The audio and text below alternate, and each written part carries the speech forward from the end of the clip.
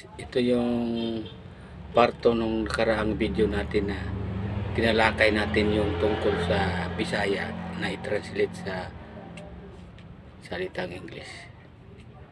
Yung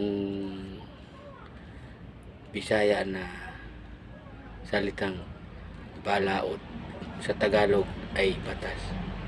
Ngayon, ipaliwanag ko ngayon yung balaod.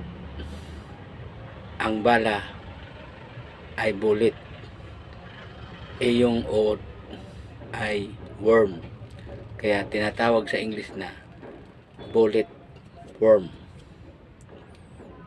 Kung sa Tagalog pa ay batas, balaod, Tagalog batas, sa English bullet worm.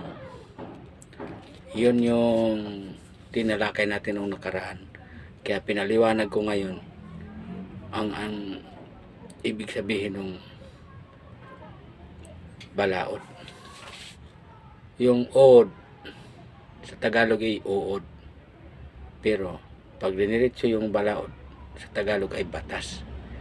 Ngayon, kung pag putol-putulin natin yung ibig sabihin ay ang bala